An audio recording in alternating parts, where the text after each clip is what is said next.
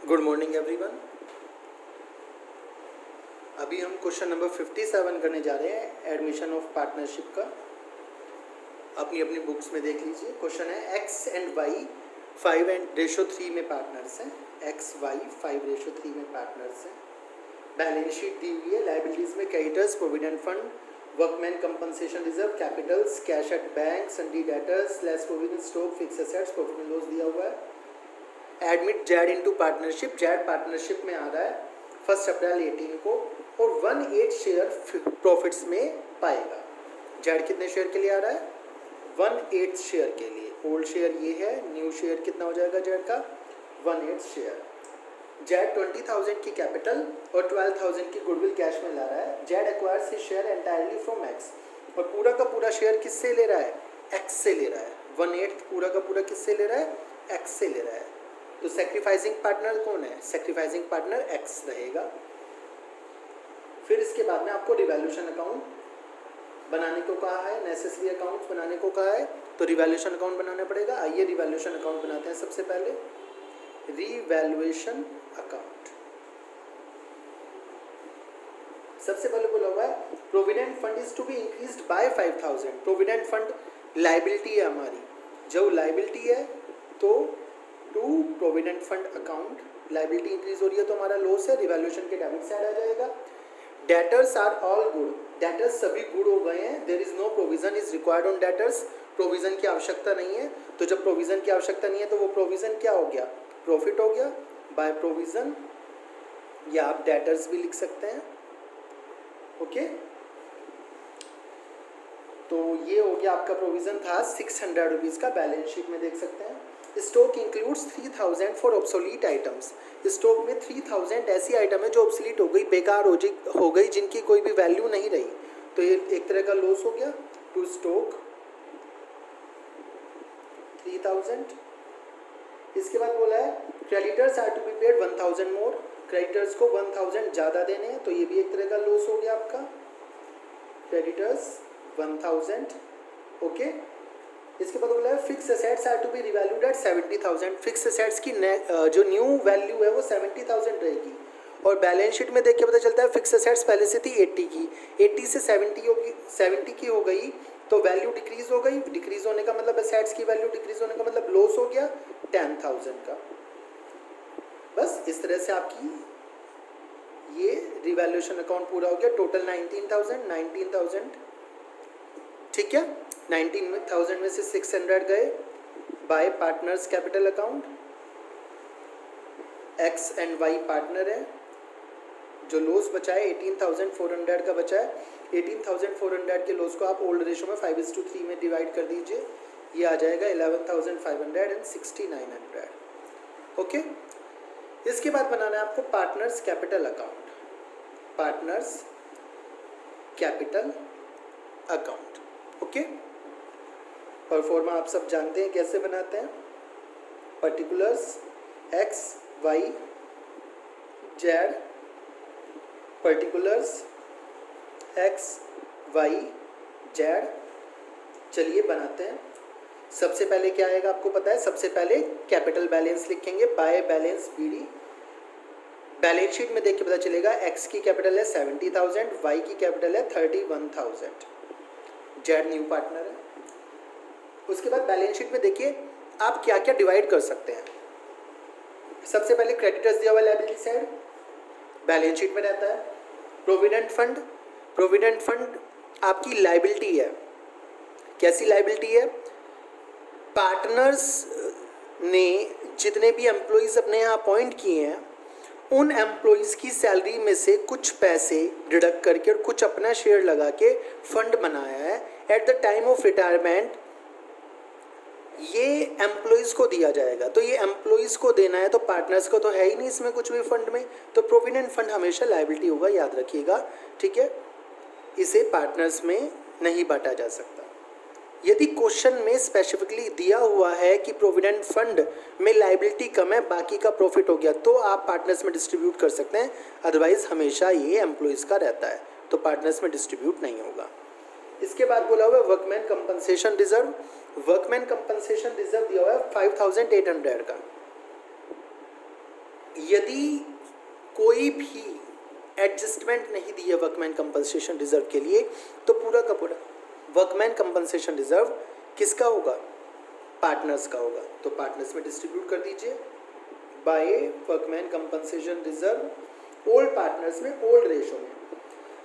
Old partners है XY, old ratio है 5:3।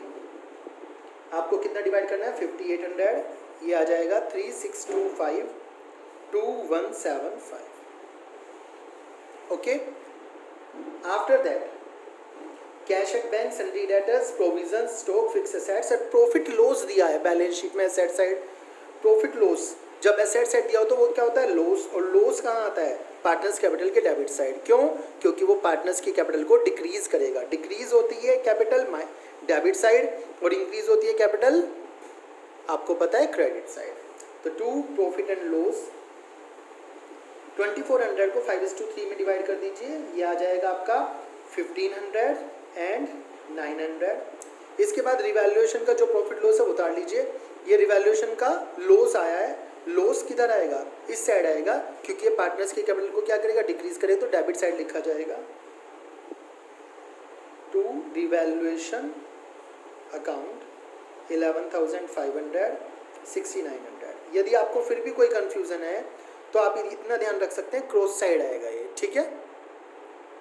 After that new partner के बारे में बताया था कि न्यू पार्टनर जो है कैपिटल ला रहा है। कितनी कैपिटल ला रहा है?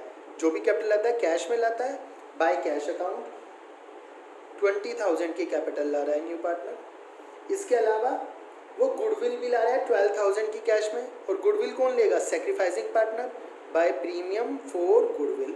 और आपने जब क्वेश्चन पढ़ा था तो सेक्रीफाइसिंग पार्टनर कौन था? एक्स, क्योंकि जेड ने अपना एंटायर शेयर, पूरा का पूरा शेयर किससे लिया था?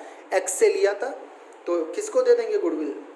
एक्स को दे देंगे। कितने की गुडविल है? जो प्रीमियम लेके आ रहा है एक्स, 12,000 का। ओके, इसके बाद क्वेश्चन में कहा है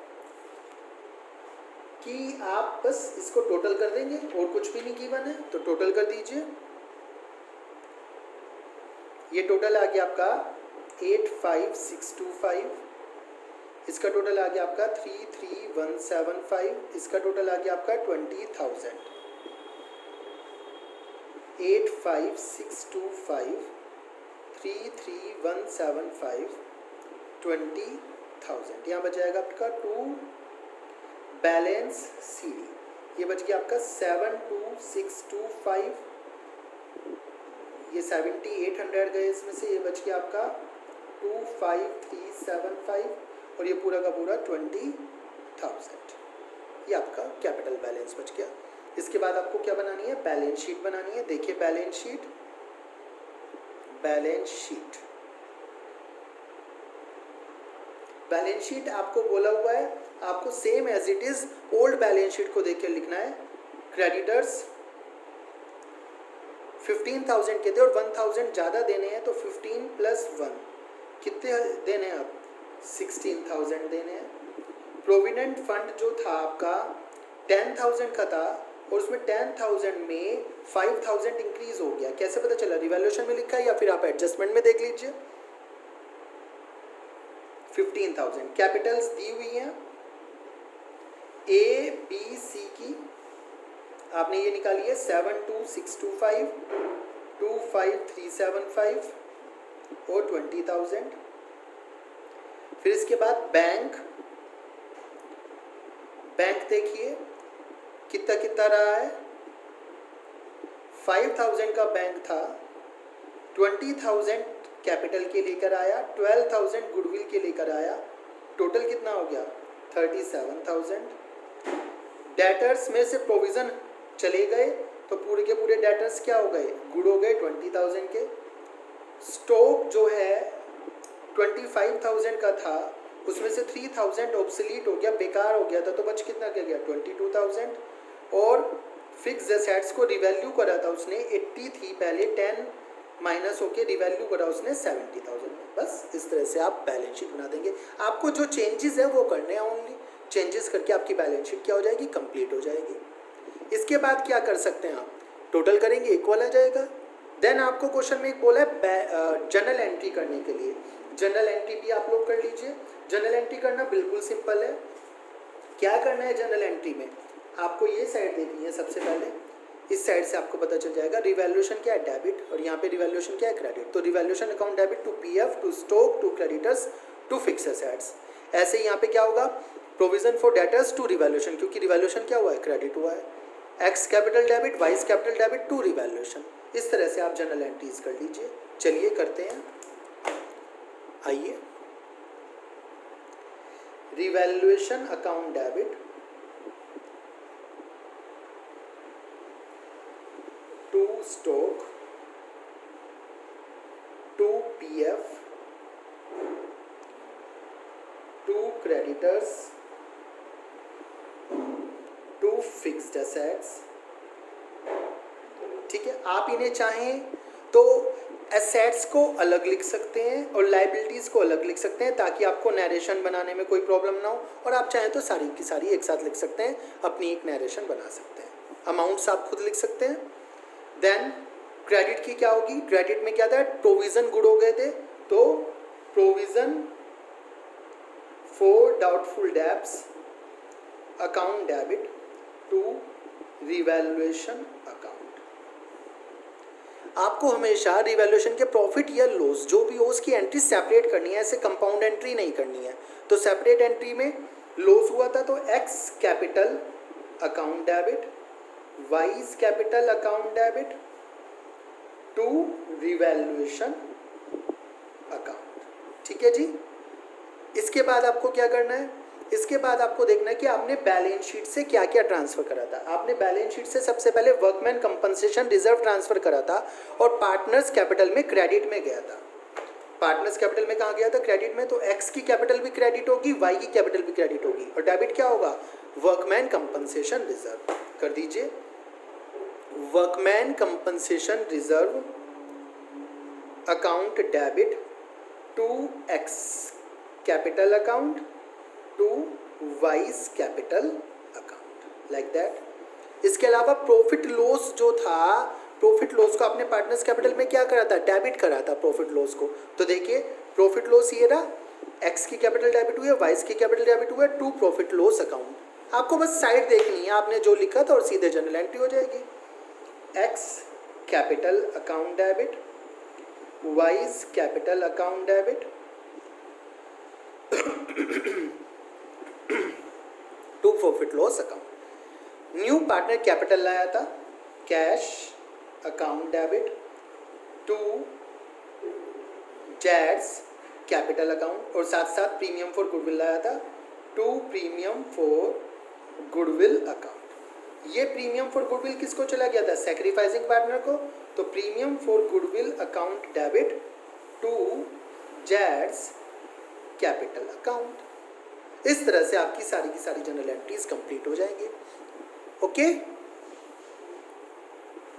तो इस तरह से आप इस क्वेश्चन को पूरा करेंगे। इसमें कोई भी प्रॉब्लम है, you can ask me any time. Thank you.